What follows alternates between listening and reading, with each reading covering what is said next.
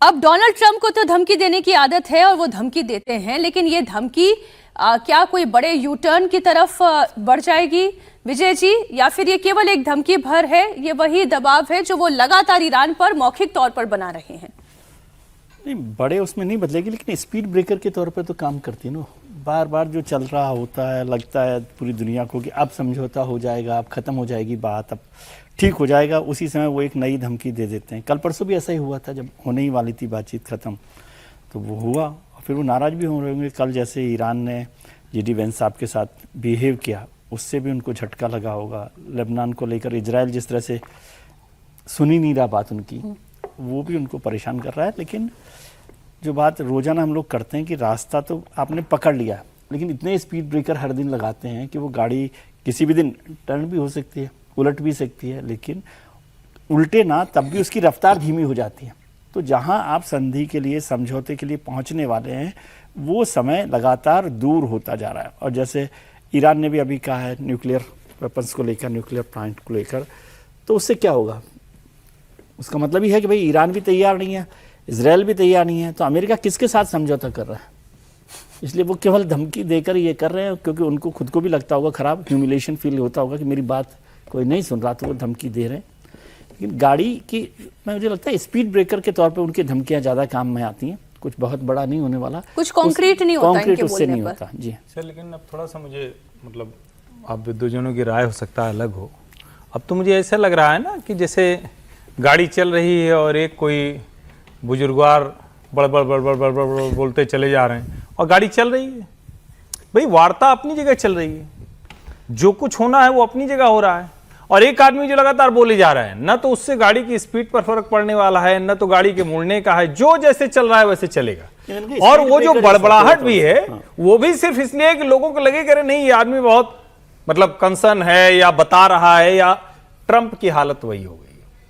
Trump के कहे से मतलब चूंकि उनको पता है ना, जब आप एक बार बैक करते, नहीं फूफा जी नहीं कहेंगे, फूफा जी भी नहीं, एक बार जब आप बैक कर जाते हैं ना, तो फिर आप समझौता मानते हैं, आपसे चिल्लाते रहते, अच्छा नहीं ये कर दूंगा, ये कर दूंगा, वो वही करना है और करना वही है जो कुछ तय है। तो मुझे नहीं लगता कि इसमें कोई बहुत बाधा है, और दुनिया के लिए बड़ा शानदार अवसर आ रहा है, क्योंकि ये रिकंस्ट्रक्शन एक ईरान का शुरू होगा, दुनिया के लोगों की एक्सेस ईरान में शुरू होगी, ईरान के साथ लोगों के ट्रेड शुरू होंगे, भारत के लिए चाबहार का पोर्ट खुलेगा, ईरान के साथ साथ दुनिया के लिए जो पूरा पश्चिम एशिया है और ईरान का ऑयल मार्केट खुलेगा। तो एक तरह से कहें कि अगले 3 से 6 महीने में दुनिया के लिए इकोनॉमिकली और ट्रेड के तौर पर बहुत शानदार अवसर मिलने वाले हैं, मुझे ऐसा ही दिखता है। खबर भी उसी से जुड़ी हुई है। ट्रंप ये कह रहे हैं कि हॉर्मुज पूरी तरह से खुल गया है। ये बात काफी हद तक सही है, लेकिन टेंशन पूरी तरह से खत्म हो गई है, इस पर एक डाउट बना हुआ है। ईरान कह रहा है कि चाहे कुछ भी हो जाए, हॉर्मुज को तो हम ही कंट्रोल करेंगे। सुनिए ईरानी पार्लियामेंट के स्पीकर गालिबफ ने क्या कहा। अब एक तरफ खबर यह भी है कि ईरानी ऑयल पर से सैंक्शन हटा तो वो पूरी दुनिया में अपना ऑयल एक्सपोर्ट कर सकता है, लेकिन एक्सपोर्ट करने का जो रास्ता है वो तो हॉर्मुज स्ट्रेट ही है, जिससे ट्रंप ये कह रहे हैं कि ये खुल चुका है, लेकिन ईरान ये कह रहा है कि हमारी शर्तों पर ये खुला है। समीर जी, अब ये या तो खुला है या तो बंद है, समझ में नहीं आ रहा हो क्या रहा है। नहीं, बहुत स्पष्ट ईरान ने कहा है कि समझौता हुआ है, लेकिन स्टेट ऑफ हॉर्मुज अब पहले जैसा नहीं रहेगा, वो हमारी शर्तों पर होगा और हम नई शर्त इसके लिए तय करेंगे।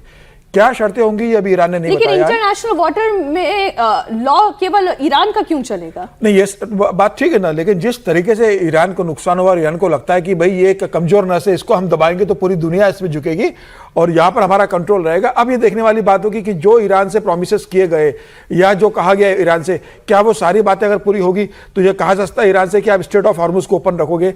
अगर फिर से इजराइल लेबनान पर हमला करता है और इजराइल और तरीके से अगर इसको पूरे शांति वार्ता को डिस्टर्ब करने की कोशिश करता है अपने विस्तारवादी दृष्टिकोण को देखते हुए, तो मुझे लगता है कि हो सकता है कि ईरान आने वाले दिनों में कहे कि भाई इजराइल और इस समझौते को फॉलो नहीं कर रहा है जो हमारा अमेरिका के बीच में हुआ है, और अमेरिका इजराइल को रोक नहीं रहा है, तो हम स्टेट ऑफ हॉर्मुज को फिर रोकने की कोशिश करेंगे।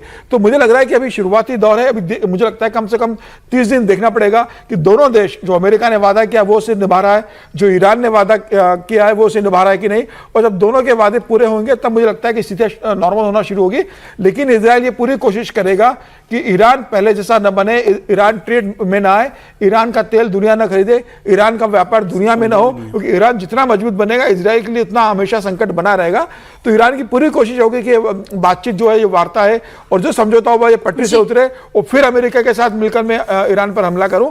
अब ईरान को इसमें संयम बरतना होगा, ईरान को देखना होगा कि अमेरिका ने अब से समझौता किया है, दुनिया आपके साथ है, तो अब आप संयम का परिचय दें और कोई ऐसा काम न करे कि जिससे फिर ईरान एक बार लंबे नुकसान के अंदर चले जाए। सर ये तो ईरान में अमेरिका की एंट्री की संधि है, इसलिए अब ईरान को, अमेरिका को रोक ही नहीं सकता इजराइल। ये तो उसी की बात कर रहा हूं मैं, बार बार जो आप कह रहे हैं ना, ये बात मैं इसको हम लोग, चूंकि अमेरिका ट्रंप वो कमजोर हुआ, उसकी जो चाहता था नहीं कर पाए, दुरुस्त बात है, लेकिन जिस दिन वो एंटर करेंगे तेहरान की टेरिटरी में, या और एंटर मतलब कोई सेना नहीं जाएगी, सेना नहीं। और दूसरा उसके आगे समझिए, ईरान की कंपनियों को अभी दुनिया की जरूरत के लिए तेल रिफाइन करके एक्सपोर्ट करने के लिए किसकी जरूरत है? जो एडवांस एज टेक्नोलॉजी है उसकी जरूरत है। अभी ईरान सिर्फ और सिर्फ चाइना को तेल बेचता है, कुछ दूसरे छिटपुट देशों को बेचता है। हम जिसकी बात कर रहे हैं, पहली बात तो ये मैकेनिज्म नहीं चलेगा कि आप उसका टैक्स लगा दें या फी लगा दें। मान लीजिए लगाते, तो फिर क्या होगा? ईरान कहेगा कि हमारे यहां का तेल आप लेंगे तो फी वेवर हो गया। आप इसको समझिए, ये मैकेनिज्म सेट होगा। और ट्रेड में कभी भी इस तरह की चीजें नहीं होती कि एक समय के बाद वो अनवायबल हो जाए, यानी वो मतलब चल ही ना पाए। तो मुझे नहीं लगता कि कोई बहुत बड़ी मुश्किल है। मैं हर तरह से इसको बहुत बेहतर स्थिति की तरफ देख रहा हूं, और अच्छा है कि एक जो मार्केट है वो वहां मूव करने लगे। ये जो अभी कंट्रीज जिस तरह से बिहेव कर रही हैं, उनकी वजह मार्केट मूव